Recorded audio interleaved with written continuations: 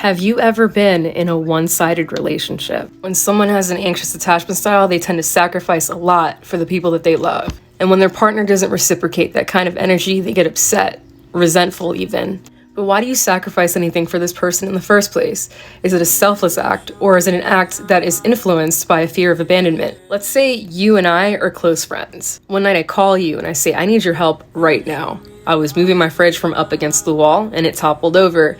I need your help lifting it back up. Can you please come over now? Little do I know you're currently studying for a very important exam that you're due to take in the morning. Instead of speaking up or putting yourself first, you come to my rescue and you spend hours helping me put my kitchen back together. The next day, you're exhausted, ill-prepared, and you end up failing your test, all because you didn't want to disappoint me. Here's another example. Let's say you worked 40 hours. You're exhausted and you're feeling unwell. You've been looking forward to a peaceful evening at home. You had your sweats on, your snacks out, Netflix is queued up.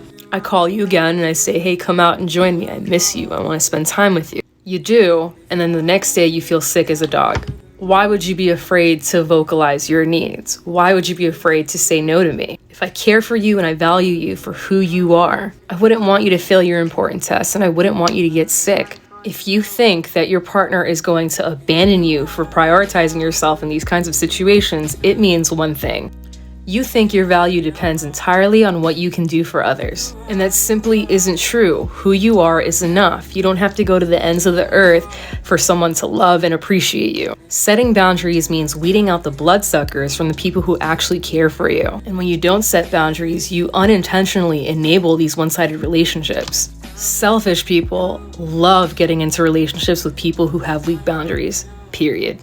But I digress. Why do anxiously attached people get upset when their partners don't engage in similar self-sacrificing behavior? When you empty out your cup until it's bone dry and your next sip of water depends on someone else, you become mad as hell when that person can't show up to quench your thirst.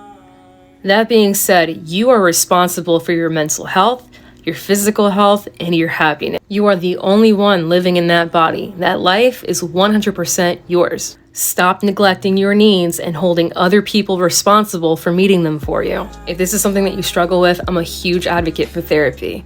But of course, if you don't have the means or access to healthcare, there are plenty of books written by PhDs and licensed therapists on this subject. And if you ever want to talk to a friend, I do these really laid-back one-on-one sessions where you're able to speak freely and vent about your relationship without any judgment, and of course, get some feedback in return.